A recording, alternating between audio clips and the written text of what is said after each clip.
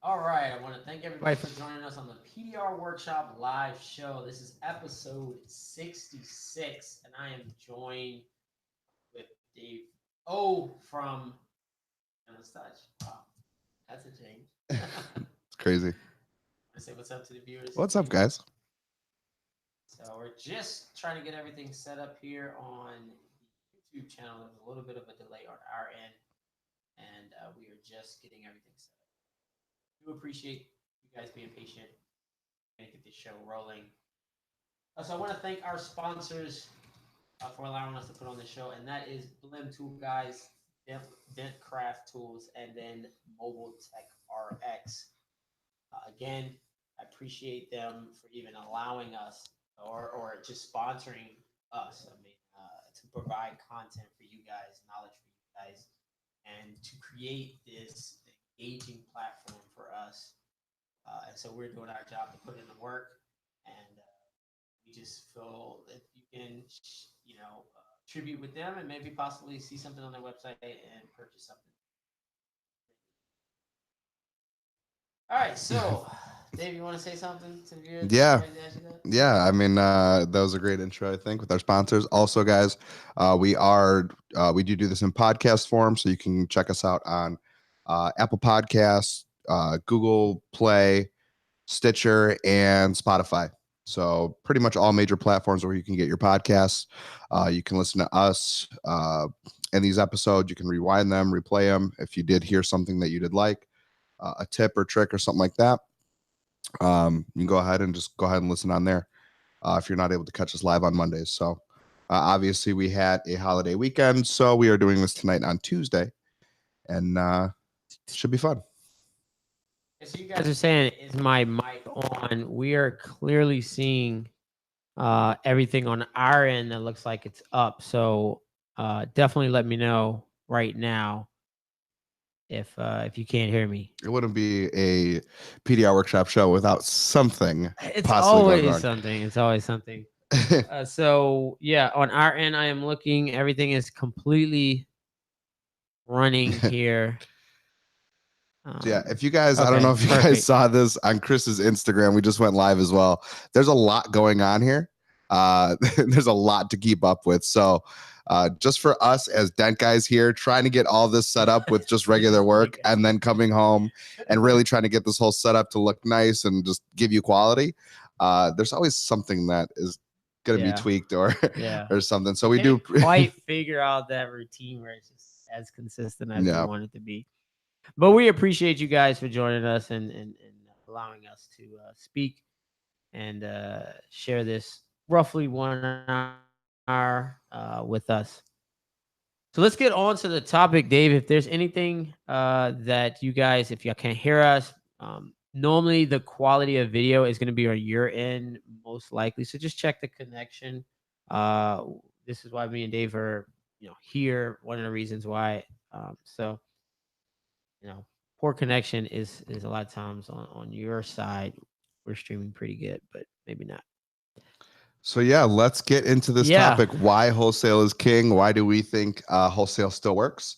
Me and Chris just had a discussion about this yesterday or 2 days ago about Mhm. a call that kind of came in. It was a wholesale company that called looking for service. I think Chris used to service them in the past.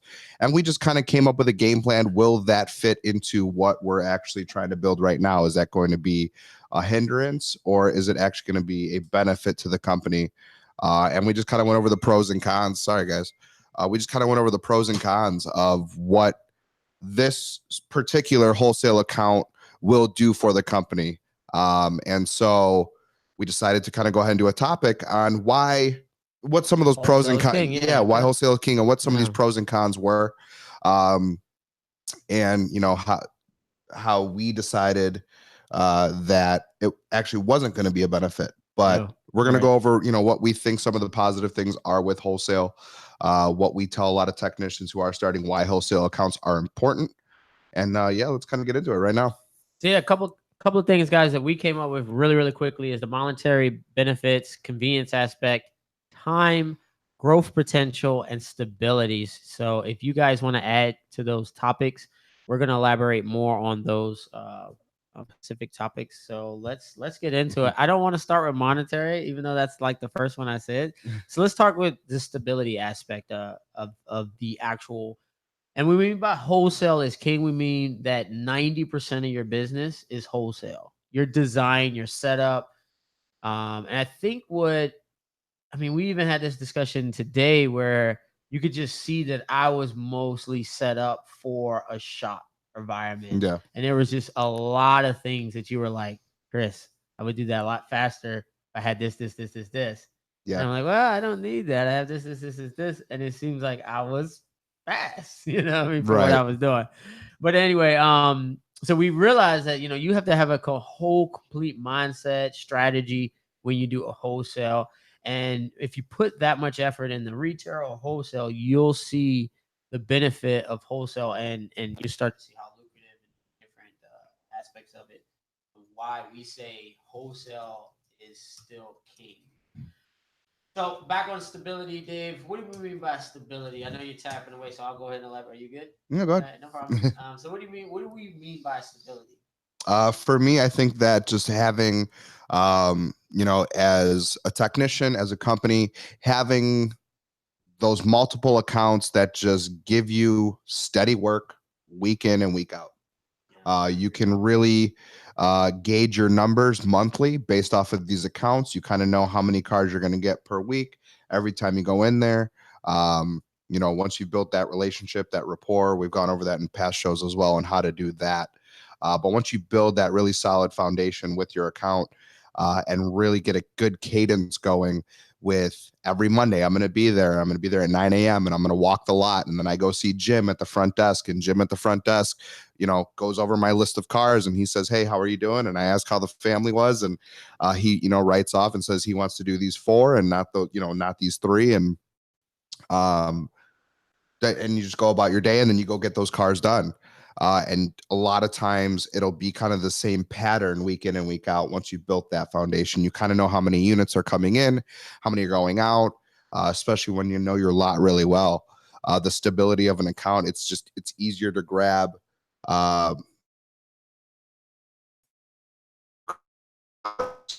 wholesale or know that your wholesaler is going to have those cars than trying to close maybe 1 or 2 retails or trying to close a deal or try to sell someone on something.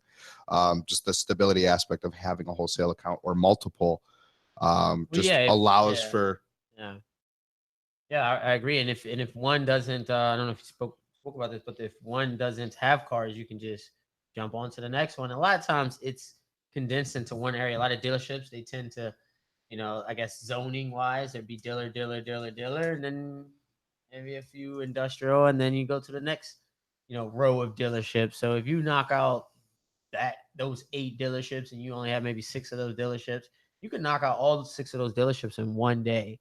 Yeah, And possibly. so It's been $300-400 per dealership at whatever your rate is, it doesn't really matter. You have steady work and you're only driving a block away to the next dealership. Yeah. That's most ideal when we talk about wholesale as king. That's the only reason why wholesale could be king, is because you can do things like that. And then when retail comes around, what I've noticed is guys just say, "Hey, meet me at this dealer. There's a nice waiting room right there." Yeah. And there you go. You just on the lot. I think obviously you're in the elements. But not to get into too much of it, let's talk about growth potential. So business growth and all that good stuff. I think that just having wholesale accounts, multiple I don't think having one wholesale account is best, right? I Right. think if Of you're course. Okay. We're basically talking about a strictly just wholesale route. wholesale, So yeah, 5-10 years of wholesale, and you yeah, built week in yourself and a week decent out. Yeah, route. Yeah. week in and week out. You have a route. Monday, you hit, your set of dealerships. Tuesday, Wednesday, Thursday, and so forth. So, what that allows for, along with the stability, allows for that growth potential. It allows you to really get an average of your accounts. Like I said, how many units are being sold, how many they move, and it's a larger volume of workflow that comes through the company, which is going to just naturally bring more money in. Right. Right. Yeah. And I look at the company. I look at when I say, well, excuse me, when I look at growth potential, I look at when you hire someone. To me, it's easier to train them when you have cars that I won't say it doesn't need to be perfect, but something that you can look over him. He'll be working kind of right beside you. So you can always go over there and go, okay, hey, let me jump on the harder stuff. Or, hey, you still got a little wave you need to get out, this, that, and third. I'll be at the next dealership, which is right across the parking lot. If you need me, give me a call. And I've seen techs able to go from 1, 2, 3, 4 guys just because they have the volume of cars, whether it be cheap or not. We're not talking about the actual price here, but we're talking about literally the growth potential in this instance. But having that ability to scale with work, because obviously it's time on metal. We preach that in pretty much every video. We can't do that when you're just strictly retail. What car are they going to work on? Right. No, that Every makes complete car is sense. like, Yeah. you got to look over them. So Yeah. at wholesale is really good. And if any of you guys that are looking at scaling, it is so much easier to scale with a little bit of wholesale on your side. Yeah. So you can have that ability to train your guys. So that's what we mean by growth potential on that aspect. Let's talk about the convenience aspect. We're rolling through these guys. So if you have any questions, please go in to the chat. Yeah, please go in there and any comments about wholesale and what if you guys think wholesale works for you guys, go ahead and let others know. And if you don't think that it does work and wholesale isn't really your thing and this is why, go ahead and put it in the chat. So yeah, we just had Zach on here. Yeah, Zach, thank you for the super chat. Appreciate it. Thank you. Yeah, so we'll talk about the convenience aspect. There's one thing that's not on this list that I've seen a lot of wholesale guys is they don't have to focus on Instagram. They don't have to focus on any marketing. They're not doing most of this YouTube stuff that we're doing. Most of them don't even have a website. Some of them don't have business cards, but yet they still clear numbers like the best of us. So when we talk about the monetary benefits, I don't like to get into numbers, but I think we're going to get into a little bit of numbers that I've seen out of some of these guys. The very, very efficient one, but to not be able to worry about a $4,000 website, AdWords to the website, marketing on Instagram, to just constantly be focused and clouding your mind with that. Not saying it's not needed, but it's majority time is needed in a retail setting. Yeah. But what are they doing? They're focusing on that account. They don't have anything else to really worry about. They're focusing on that account, building that relationship. So they may go to the ball game and stuff like that, but really diving deep into that relationship, making that relationship kind of go into the best thing to do is go into the owner side. So get it so deep where the GMs are, introducing you to the owners, and then you're pretty much, family at that point. And so then if they get bought by a bigger, company, you pretty much are ingrained into that as company. a vendor. Yeah. You're just that preferred vendor for there. Hey, I've been coming here for when they grow, 10 they years. ask you first. I've seen guys who will put another dealership 20 miles away and they go, hey, do you service this before I go and try to reach out for a Dent? Yeah, I'll service it. You guys been good to me. I'll run down there. You plan on growing? What do you plan? It ties into the growth potential because if you do build that solid relationship and they do open up another dealership, you may be that first call on the vendor list to now service that new dealership. Yeah. And as a tech or as a company, now you have to decide, and kind of how we did the other day, is that going to really fit in? Is that going to work? How am I going to make it work? How am I now going to fit this into my already jam-packed wholesale schedule? I already go to these 3 on Monday and these 4 on Tuesday. Mm-hmm. Do I have time on Wednesday to maybe slip this new dealership in? So, and then you got to get a whole cadence going with that new place. So having those solid relationships in wholesale allows for that growth potential. And I think that's really what it comes down to, just the relationships when it comes to wholesale. And that's a convenience. And we were talking about the convenience on this time, but the convenience is you're not by your phone all the time. You're literally a few guys need to answer the phone. You're messaging like, hey, Johnny's Dent Repair, keep it moving. No website, no nothing. They don't really care for that. It almost kind of like clouds. It kind of blocks you from that person. I feel like a lot of people say, oh man, I try to call you, I can't get in touch with you. And I'm trying to work, I'm trying to manage. You know my day to day, but it's like, man, I wish people can just call me and get in touch with me. It's not enough hours in a day on that aspect. But on the wholesale side, you'd be a fool not to have that personal relationship with that manager, even though he's probably calling you to run around at 7 o'clock at night. Uh, But it is what it is. so just real quick, we do have a couple comments here Okay. in the chat, and I want to kind of just present them to you.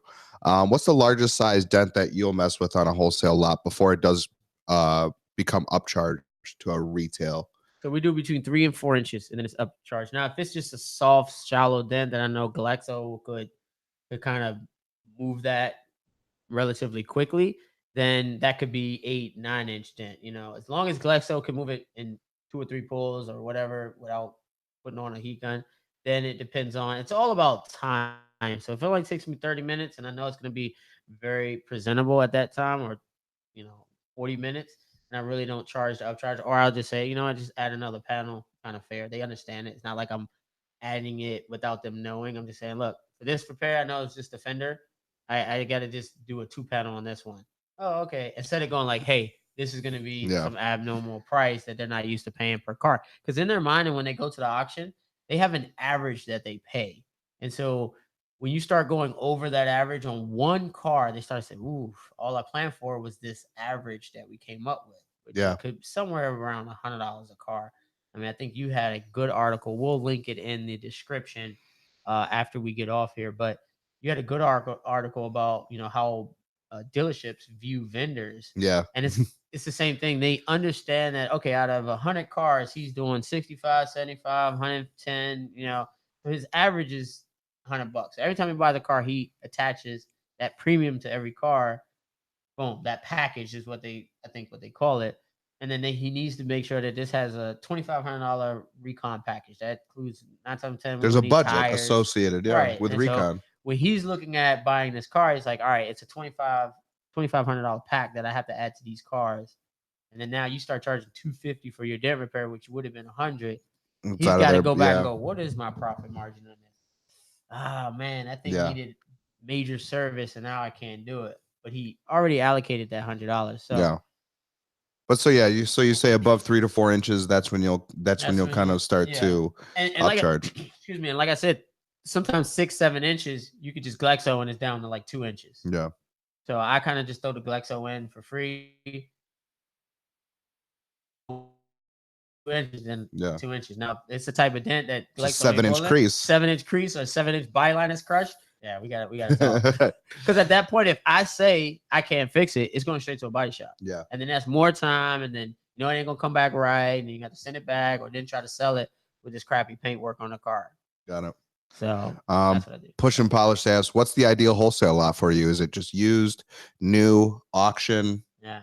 Uh, So to me, the ideal is someone that wants to take everything out, the little small door dings compared to the big ones, all that. someone who stuff. cares about their inventory Exactly. That's the most. and wants to make their cars frontline ready right to go. because that handles volume. Because if he cares about that, then he obviously has sales, and he obviously has a volume of cars coming in. Yeah. And so that kind of eliminates all of that. If he cares about it also much, he gives you space to do the work, space and probably somewhat time. My second wholesaler is obviously someone that pays you very, very quickly because you can roll through a lot of cars and have a lot of cars that they supply you with. And so, again, I have a wholesaler that we were just talking about, and he gives me keys to the shop. I can go there at any time. It's 5 or 6 cars, but the cars have to be done that day. That's the only stipulation that I kind of rough, that he's an hour and a half away from me, but the cars have to be done that day because there's a new batch of cars that come in every day. And it's between 5 and 6 cars to work That's on. a nice that day. account. It's a nice account. He pays you every week. No problems with that. You have no issues with But payment. cares about his inventory. Cares deeply about his inventory. Yeah. Only to the point where he'll call you back sometime like, I still see a wiggle. I'm like, yeah, it's 14-inch crease and it was at 2 o'clock in the morning. I'm Yeah. beat, yo. No, I completely But understand. if it's your birthday, your anniversary, Christmas, those cars got to get done. Yeah. Like, he doesn't stop. Yeah, well, that's good for him. That's a good account. Yeah, that's a good account. And then just one more here. Just Drew asked, if you're doing work at a dealership, do you ever have their employees remove panels for you to gain access? Yes. So I had a BMW 5 Series in the summer. As far as I saw, the headliner the sunroof was riveted in. I'm not messing with that. A lot of times, at least the dealership that I was dealing with, the BMW dealership that I'm dealing with, they want to pay me $100 to take the headliner, but would gladly pay their mechanical shop $600 to take the headliner. Yeah. Now, I'll take it down all day long for $600, but still, it's going to kind of slow me up. But it's still good money. Now, what about some of these accounts? And I know I've had them in the past in my career as well. Their service department isn't there to help us. They're there to Right. strictly do their job, right? Of So, course. how do you kind of deal with when you don't have that option? Say you do have a dent in the roof and you need the headliner down. Are you go ahead and taking it down yourself? Just right there on the I spot mean, yeah, if I you have need no to? problem taking it down. It's just there's a price to take it down. Again, I'm just fair because he's giving me obviously a weekly supply of cars. So if I know it's a Corolla roof and it's going to take me 15 minutes, then I may be asking for like 45, $50 to just take this down real Yeah. quick. And most likely I'm not taking all of it down. I'm taking a portion of it down, whatever got hit. And then if I had to maybe take all of it, maybe 75. Yeah. Now if this is a BMW, I'm by myself. It's a wagon. Putting it back up, it's gonna be crazy. And the whole thing is a L car. Yeah. And the whole thing's got to come down. Then it's gonna be a couple of $100 to take the headliner down. Yeah. And so the way I was running some of my accounts, and now things are kind of changing, and just the way, I'm doing things now is going to be completely different just because it's going to be a different setting now, obviously, at Dentless Touch here. But I was going into wholesale accounts, and my go-to was $75 per car. Right. So I go into the dealership and I say, hey, no matter what is on the car, it's $75 within reason. And that kind of push and polish you had asked, what's the size? I'm just gauging if it's going to be something that's going to be timely. I'm going to ask for a little bit more money. I'm going to go into the $100 range and above. But that's that's just kind of the average of what I was going for. It's what a lot of the other guys in the area were charging. And so whatever kind of came my way as I walked a lot, it's $75. If I have to take down the headliner, I could try to ask for more money, but they're really sticking to that price that I kind of sold them on in the beginning. Well, what happened to, per car is this. Yeah. And so sometimes I had to kind of just bite the bullet and of course, and take headliners down, or do R&I on some of these cars without being able to charge for it. But that was the volume thing, and that's what we talked about. The growth potential and the stability that kind of came with that price, knowing that some of these cars are only going to take me 5 to 10 minutes, and then I may get caught up on a car for an hour and a half, and it just kind of balanced out. Now, what you just said was, hey, I got to stick with that $75. I think about that is that was just a poor contract on your end, because there was no stipulation. $75, they bring you a hell car. Hey, what about that $75? Right. Okay, now we all know, excludes hail cars. That's a no-brainer, right? But then that's why I started putting excludes anything over 4 inches. Mm-hmm. And I did tell them, I said, a lot of times 4 inches is they said, what is this? What does this mean? A lot of times anything over 4 inches is collision anyway. Yeah. So it's just a stipulation. So we're not working on this entire door that we're taking apart for $75. It makes sense, right? We're hitting for money. Yeah. Right. Just because a customer comes in and only has, $10,000 to buy a car, you don't put her in a BMW M5 now, do you?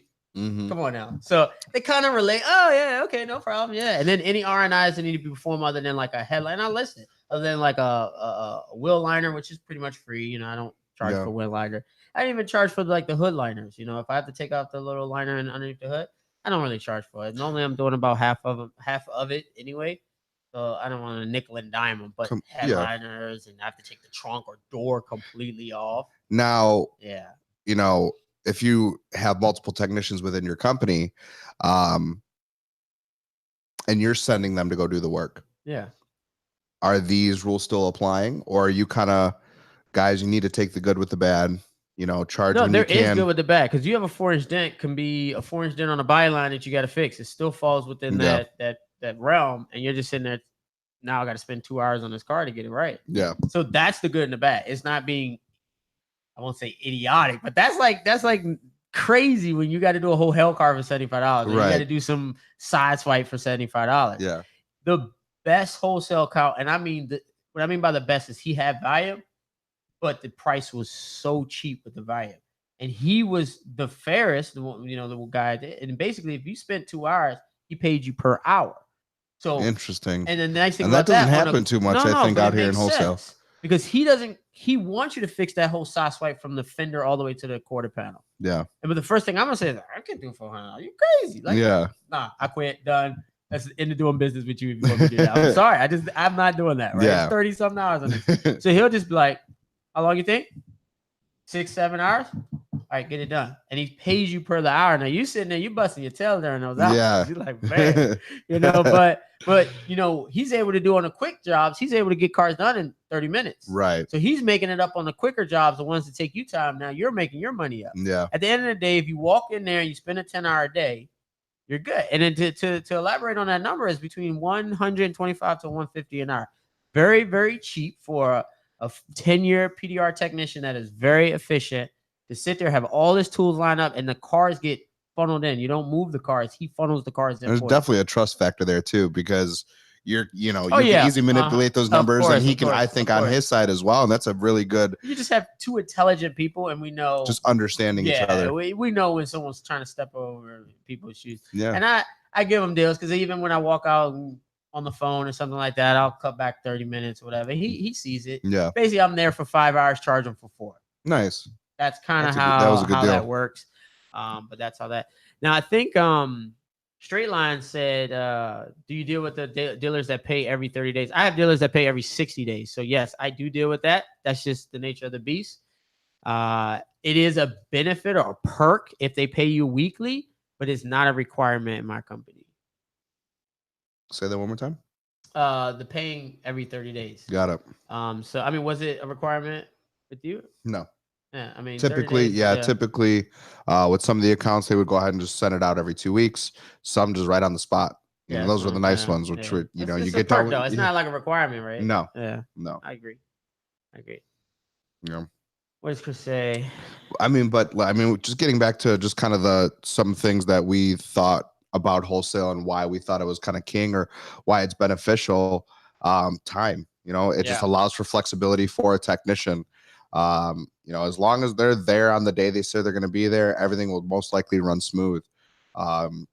You walk into your account, you walk the lot, you have 1 to 2 cars, you have 8 to 9 cars.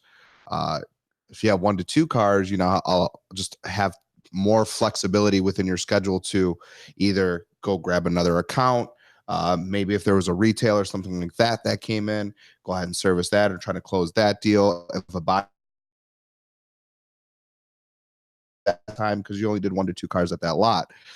If you have 8 to 9 cars, there's not a lot of flexibility there, but you're now going into the growth potential and the convenience aspect of having an account that's giving you 8 to 9 cars. You know what I mean? It's just kind of, you're taking the good with that, with the bad. The time issue, like let's say you have to be somewhere, and today I told my wife I'll be back home around 1 just to give her some relief from my sick daughter, and it was kind of unknown. We waited an hour for a customer to just pick up their car, and it's like, wow, for a lot it's different. It's like normally I get through this lot by 2. I should be home 2:30. And if that doesn't happen, maybe some of the cars that just came in that need tires or still got to go through some QC type stuff. Maybe you can say, I'll just rush in the morning, but I can still get back about at 2. To me, it's just more convenient on time, more flexible for either like personal or any business thing that you need to do. There is some crazy perks with the wholesale side. They're always a priority list, I feel like. As far as the insurance, Chris, I think it's just garage liability. There is probably an umbrella policy you want to put on yourself if you're dealing with kind of more of a higher end dealerships and stuff, because it's just absolutely crazy when you deal with those cars. So Jonathan says, in all honesty, he thinks wholesale usually just runs smoother. I agree. You do? I agree. There's less hiccup. Excuse me. There are less hiccups. Yeah, there can be. There can be. There definitely can be. It's some of these higher big name dealerships. I remember just having a couple of accounts where literally weekly there was a new manager, which made it very difficult to get stuff approved. Right. Because every manager had their own way of doing things, or they didn't know who we were. They didn't, we have a guy. It did not run smooth. I was still there every week, but every week there was someone new that I was just battling against, dealing with, and that did not go smooth. Where at this, I'm like, I can just take care of retail customers for the next 4 hours and everything will be fine and it will go smooth. I've closed the deal. All I have to do is go there, fix it, and that's it. So let me ask you this: those dealerships that every 3 weeks there's a new manager, are they really a good like high sale dealership? Like, do they move Typically, units? yeah. Typically, yeah. It was just the way that Dang. they Yeah, ran their management. Like that their would just management system drive was me messed up. crazy, yo. Yeah. Drive me And just absolutely guys were crazy. just they start at this dealership or they'll end at this one, then go to the next one, next week or within the same dealer group. Oh, they're moving So around. if you Okay, have I the get you. same name, within the group, they will just move to another store. So you'll get a lot of guys who understand how the group runs, but that store in particular, they're getting used to the numbers. They have their own quotas to meet. They have their own recon budgets now that are new, that they're getting used to because they were at a Nissan dealership and now they're at Lexus. And so now they have, guys on their back, making sure that numbers are getting done. And you're in here like, hey, can you give me money? Here's my list of cars. And they're like, well, who are you? And I'm like, I've been doing this account for the last, 5 years. And then they say, And you're like, who well, are I've been you? here for like a month. And you're like, there's no way you've been here for a Right. month. Like, Yeah. I've been here like 2 weeks ago. Yeah. Come So on, it's bro. definitely a battle. I think it can run smooth. Yeah, I But guess then you're there right. are those Yeah. accounts where even though they're your account, but they just don't run like they don't run smooth and it does make it difficult. But Yeah, I agree. it does go both ways. It just depends on the quality of account. And that's where if you can just kind of build up your account list over time, you're able to just trim the fat. So if those accounts that are really producing for you, you're getting cars approved every single week. They really like you. The relationship's being built. You keep them up at the top of the list and you're servicing them as best as possible. And those other dealerships that are slowly just only giving you less and less cars every time, or there's just a headache, or you can't get keys, or there's just an issue or something like that Yeah, you're the running key thing into. is weird, man. Some dealerships they're okay with it. Some they're still in the past. Yeah. And it's It's a just trust thing. I crazy, think a man. lot of times, hey, can I get, access to the key box? Yeah, and Sometimes you can, and sometimes you won't. It just depends on, if they deem you're trustworthy or not. Here's the one that I didn't like, right? So you write up 8 cars and then you're like, okay, cool. And you say, all right, I need the keys. And he says, do these 2 first. I'm like, not gonna come back for you for 2 and 2 and 2. Oh, this is gonna take forever. Yeah. So I try to just give me all 8 because some of them go quicker. I'll get the 4 that are super super easy. I'll knock those out first. Give the keys back to you in maybe an hour or 2, so that way y'all can still sell the car. Yeah. I have to persuade that used car manager, whoever's dealing with the keys, I need all the keys. I am not trying to run it every 2 or 3 cars. And sometimes it's just not possible. Sometimes you're doing the key search because the photo guy has it, because the interior guy has, the detailers have it, one salesman has it. Reminding me all of this stuff now. Talk about running smooth. I mean, like sometimes it just does not run smooth. Right. And there's accounts that, you as a technician or as a company can really gauge how things are going. If you're getting stuff approved, people are happy with you when you walk in.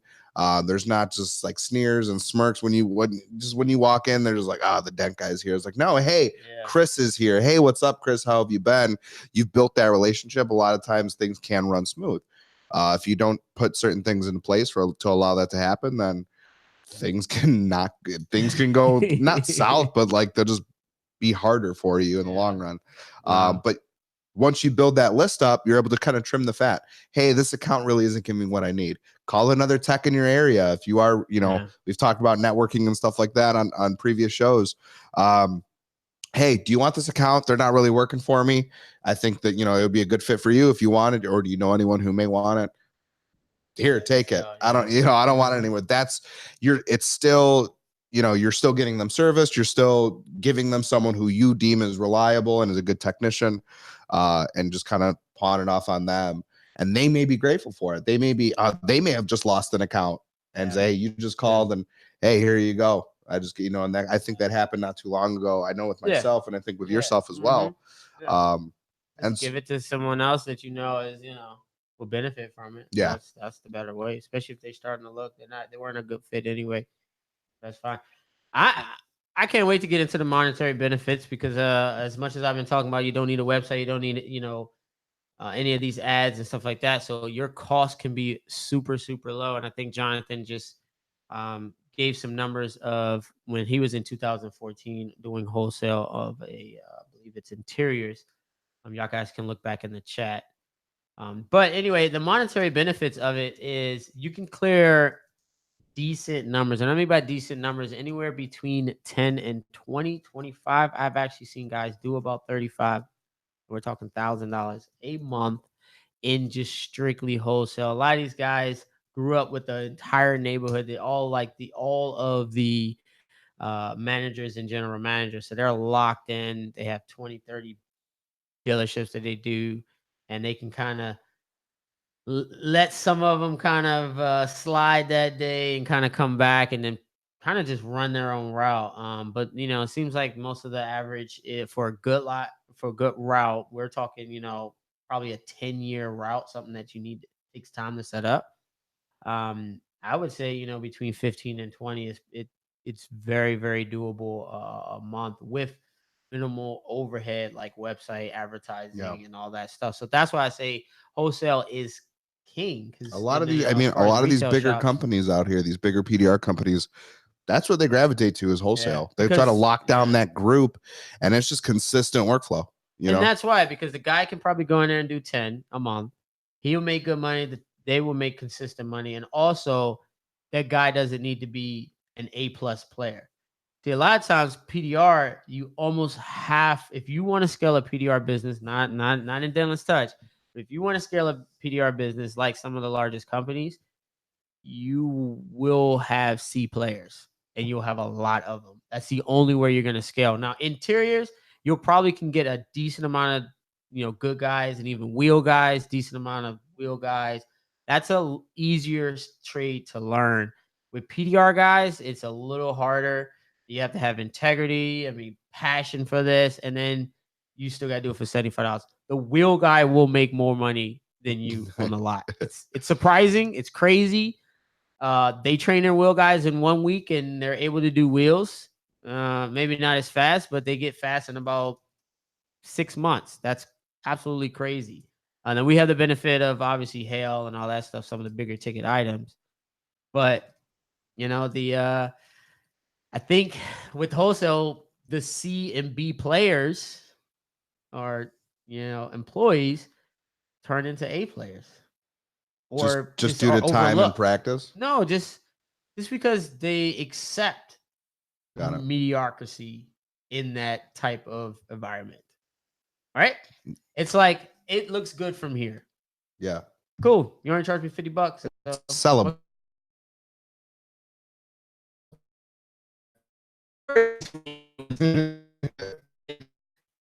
Let's just say sellable. Doesn't take much skill. We all know that, right? The last 15% of the dent, most likely your customer's never going to see. And in a wholesale lot, you can stretch that depending on, your company's, morals and what you want to do. Yeah. I mean, I'm not knocking anybody that has 20 guys and they do everything 85%. I'm not knocking it. I'm not knocking it at all. It's a good business. You are supplying jobs for 20 people. So kudos to you. Pushing Polish Ash, he said, who's documenting the panels and the repairs so nobody feels like they're taken advantage of? I think I just kind of went over this with one of our techs, and it was something super basic. It doesn't really, if you're not documenting the panels or anything like that, that's kind of just done within Mobile Tech RX. Because when I'm writing the car up, I'm marking what panels, and then I'm giving them that list, and it says right on there, right rear door, left front fender, and they hit approve. So they know what panels are done, and it's documented in Mobile Tech RX. But just to know that the car has been done and that we're not, Mobile Tech RX, if you scan the VIN, it will pop up and show a duplicate VIN. But just something super simple was a dotting system on the lot, and that was a single dot, which is we've looked over the car, we've written it down, we've maybe brought it to the manager, and then 2 dots on the taillight if we've worked on it. Something super simple, and if there's no dot, that means it's a fresh inventory that we haven't put eyes on. Very simple system. You need to just go right over to the car. Yeah, so there's kind of just an internal documenting system, and then Mobile Tech RX takes care of the manager to company documentation in Mobile Tech RX. It shows what panels that we wrote up on that car that came in. here you go. Do you want to do this car? Yes, these are the panels that we worked on because we wrote them up. That's just kind of That's a good thing. yeah. Definitely. I like that two dot system. I was gonna say this. How do you feel about the manufacturer plant, PDR techs, or employees? As far as dealer employees, I mean, obviously they're just trying to cut costs. It's not like they're trying to, help out the community or there's a guy that they know will fit the PDR. It's literally just to cut costs where they want to cut costs. So if their intentions is to cut costs, then it's never about the quality. Now the tech may be a great tech. He may care about the quality because he sold or they sell it to him. You can do this and do that, but it almost never works out on a dealer side. Now the manufacturing side, plant PDR, I don't know much about it. I know there's a lot of skilled BMW plant guys that are very, very talented Yeah. and gone on to do great things and build tools for the industry and everything. So as far as the BMW plant, it seems like they know what the heck they're doing. I know nothing about it though. It's just from word of mouth of how some of these tools were created. Oh, that was from the plant. The guy got that. Yeah. They even say my hammer was what they used 25, 30 years ago at the BMW plant. Yeah. If you were in Germany at the BMW plant, you had that hammer. That's where it came from. This last I year, didn't know actually, at that. Mobile Tech Expo, Push and Polish, he's in the chat here, but one of his trainers, I forget, I think his first name's John. I know his Okay. last name's Jaeger. Okay. He had that cool green business card, and we saw him right Oh, before we left. Yeah. Mhm. And he was a trainee at the plant. Yeah, he was. And so I've seen his work online. I've just seen him all around on Facebook, stuff like that. Great guy, integrity with PDR. And I know that he is teaching the plant techs the correct way. Right. And so, that's just kind of, I don't know how it's all really run. Are they there to cut costs? Because I think the plant tech is maybe more of a convenience aspect. For factory flaws and stuff like that. Yeah. And so there may be an issue where if a vendor comes in and works on a car, then maybe they have to disclose that. But if an employee of the actual car manufacturer, then it still kind of hasn't left the plant. You know what I mean? Kind of like the body shop side, where if their car gets damaged and it's still in transport, they don't have to disclose to the customer that your whole front end was painted through transport. It's kind of, if it's at the port, it's still on their property. It's just a weird thing. So maybe I'm giving them a little bit of slack, but that may be an option of why they kind of need those in-house guys. Maybe a convenience factor. Maybe they just have so much value and they need a 24-hour shift. You're not gonna have a vendor out there at 2 a.m. doing that.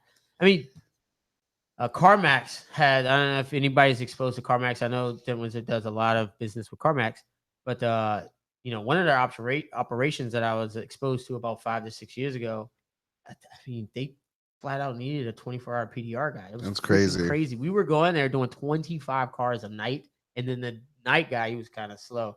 I mean, a day guy, he was doing 12 to 15 cars a day. It's just constant. And we were there every day. So that's 30 some odd cars, a little bit over 30 cars that need to be done every day. And there's just truckloads coming in just nonstop with those cars, and they're moving cars around from CarMax to CarMax, and the only way we made it work was we had two people finding the cars in this huge, massive lot. I'd have to say CarMax kind of like in the behind the scenes, there's a lot that goes on, and then especially with Recon too, there's a lot that's just a lot of moving parts. But there's just a lot of inventory going in and out with CarMax. I mean, there's a small little satellite location. What do y'all do a month? And he's like, yeah, we sell 580 cars a month. Yikes. There's small ones. It's not even like they're big, when they do the repairs and all that stuff. But anyway, that's pretty much it, guys. And we're going to go through and see about the chat. Hopefully we've given tons of insight. Ask away, guys, before we head out of here. Benny, it is good seeing you here in the chat. If you're still here, definitely happy to see you here. Anything else we need to go over, Dave? A lot of the stuff that we have just answered and we've gone over here. But yeah, wholesale. I know we've talked about retail before. We've talked about body shops, and I think those are your three main avenues: wholesale, body shop, and then retail work. Yep. For a company. And we like to pride ourselves on retail. We like doing the quality work. We like doing the 100% job every single time. We like selling it to the customer. We like seeing their, the smile on their face and wow, I can't believe you got that out. And just, we enjoy that whole aspect of it. But wholesale, there are a lot of positives. And I don't know if we talk about it enough, but picking up a couple of wholesale accounts, a good wholesale accounts can really help a technician or their company really succeed and just grow, just naturally grow. If those accounts are just really working with the vendor and the vendor's working with the accountant, that's a solid relationship. Wholesale can be very, very lucrative for a technician. For sure. I agree. So wholesale is king. Low overhead, right? Scalability is pretty decent. And it's very lucrative. It's still lucrative. Now, when you say very lucrative, I wanted to touch on, these numbers. Oh, you think, 200 grand a year, that's great money. But by the time you include taxes, obviously, back and forth and all that stuff, tools, all that great craziness, you're probably making just as much money as a lead metro tech that drives a train. Not that bad. At least around here, they make somewhere around $110,000 a year. So, and we don't have benefits, so that $200,000 got to go with benefits. I don't know. My health coverage is expensive. Man. Yeah. So, not much different than, like I said, a guy that's been driving the train for 10 years and plays around with overtime. He's making over 100 grand. Yeah. Easy. And we're pushing metal. And we're pushing metal around a lot. We're busting our tails. Dave knows that I'm over here working on my shoulder. You told me when I was working on that car today, his shoulder's going to be shot tomorrow. Yep. I feel it now. Like, I don't want to lift this arm anymore. Yeah, we'll work on that. But yeah. But guys, I want to thank you for joining us on tonight's show. Dave, you want to go over the sponsors? Yeah, we do want to thank our sponsors, as we mentioned in the beginning. Support them. They help support us. Dentcraft Tools, Mobile Tech RX, and Blehm PDR Tools. So go check out their websites. Everything's in the description below. Quality tools, quality companies to work with for PDR. I know a lot of guys have come to our chat before. What tools are the best? These two companies alone that are just sponsoring the show that offer tools, great companies to actually just start buying from. So we really appreciate that. And then also you can catch us in podcast form. So if you don't catch us live on Monday nights, today's Tuesday, obviously, because of the holiday. But if you catch us live on Monday nights or you can't, make it, Apple Podcasts, Google Play, Stitcher, and Spotify. So you can listen in audio form, replay it back. If there, like I said before, if there's something that we said, replay it, write it down, put it in your notebook. Hey, I need to do this, or maybe I need to do that. So and if you guys have any suggestions on what we haven't gone over, some of you guys are just so loyal with jumping in here every Monday night. If you guys have any insight, maybe something that we haven't touched, we have probably about 30 different topics to still go over. So it's not like we're running out of topics. We want to give you guys the most value. I agree. So if there's something that you feel as though you need to touch on, then it's probably that same knowledge. They want that same knowledge. So yeah, you can either put in the description or the comments below here on the live show. You can email myself at dave.o@dentlesstouch. And then you can also DM me at dentlesstouch_Manassas_VA. So I can put all that in the description or in the chat for you guys. But that's where you can now find me.